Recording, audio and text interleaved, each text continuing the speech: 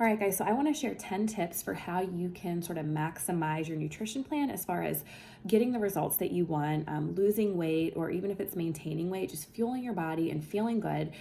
The first thing is knowing what to eat. Now, some of you already might know a lot about the different food groups, but if you don't, this is something you want to get educated on.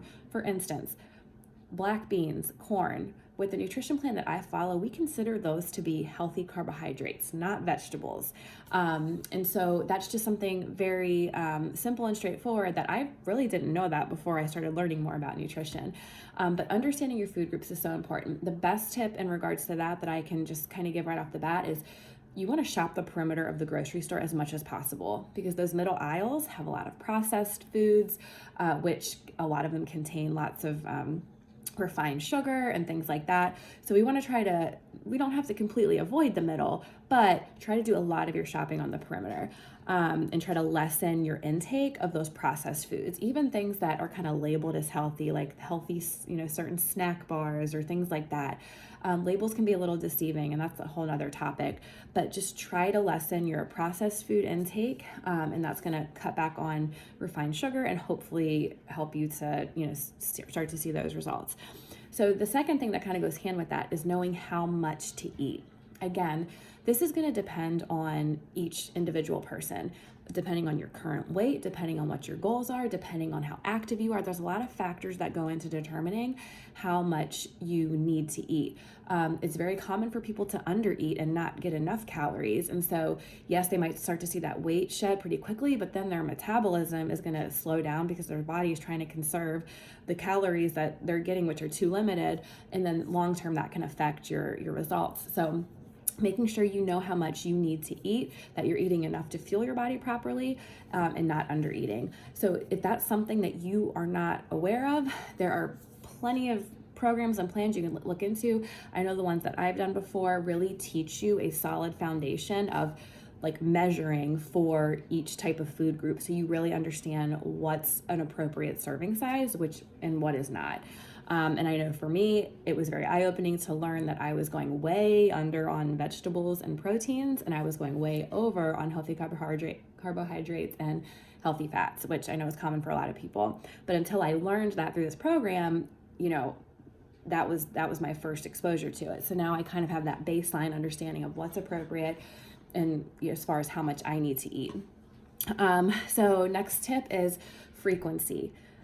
Ideally, hopefully you're going to be eating at least every 3 to 4 hours. I wouldn't, wait too much longer than that, just because you don't want your body to get to that point of starvation, again, because it's going to start trying to conserve those calories. It might affect your metabolism, but also if you get to the point of starvation, the likelihood of you finding something not so great and just like binging on it is going to be much higher if you are feeling starving. So the whole point is to make sure you're feeling satisfied and kind of fueled throughout the day so you don't get to that point of starvation.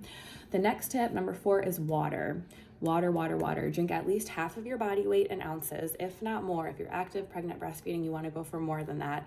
Now, with this one, I'm going to also add in, which some people might have a hard time with, but cut out the sugary drinks, you guys. Cut out the sugar, cut out the soda, cut out the juices.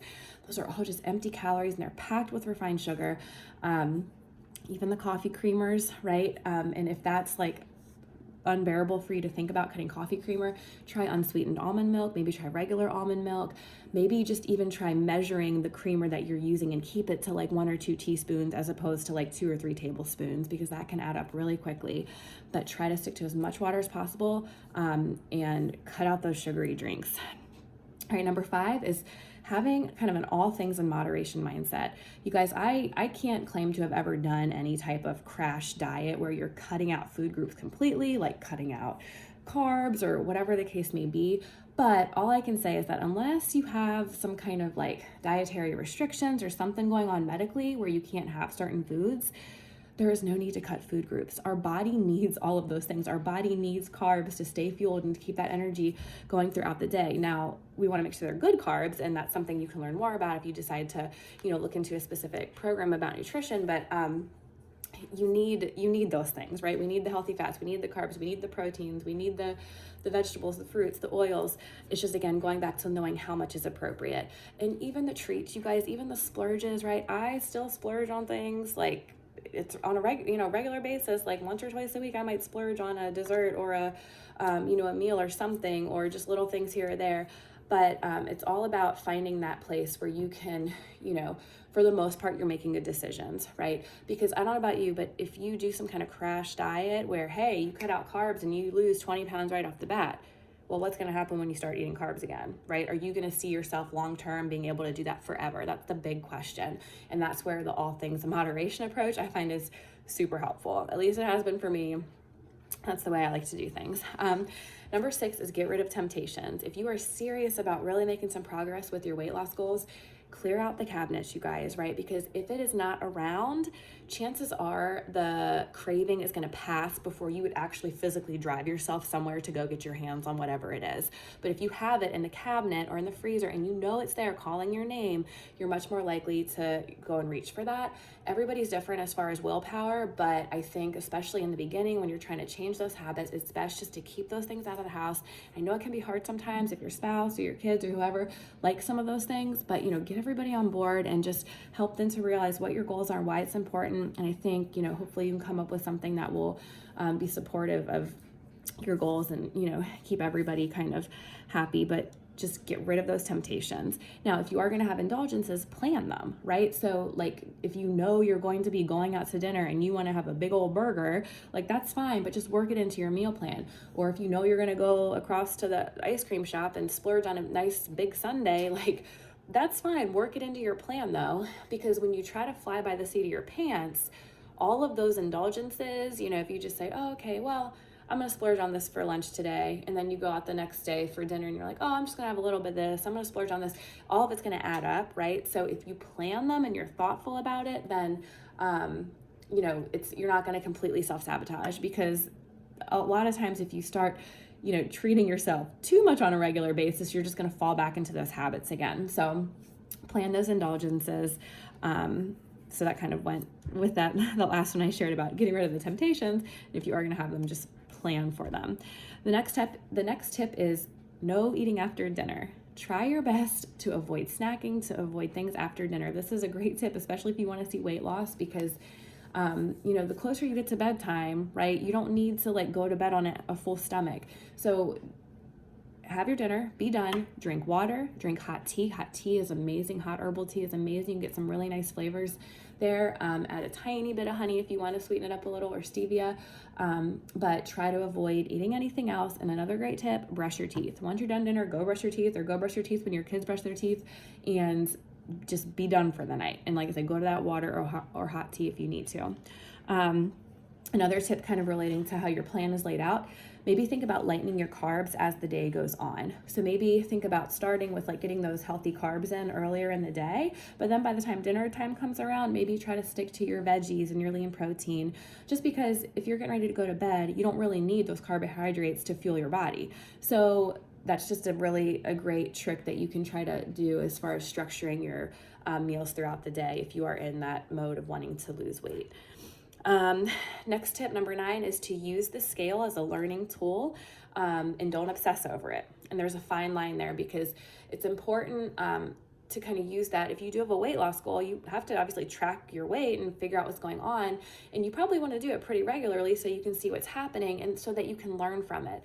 So not as a way to beat yourself up, but just to look, so one day, say you had a really great eating day, and then the next morning you jump on the scale and you're down 2 pounds. Well, hey, you can think about, what did I do yesterday? What did I have for my food? What did my meals consist of? Because maybe you can repeat those behaviors again and continue to see that progress. Whereas other situation, you go out, maybe you have a pretty good day, but then at dinner, you guys go out to eat and then you kind of splurge a little too much. Well, and then the next day you are up 2 pounds, maybe from the sodium or whatever it was from the dinner you had out. But you can learn from it, right? So use it as a learning tool and not as a way to beat yourself up, and really focus on how you feel. Non-scale victories are huge. Focus on your energy, focus on just how you fit in your clothes. All those things are so important to celebrate. And then the last tip, all of this was about nutrition, but the last tip is to move your body, right?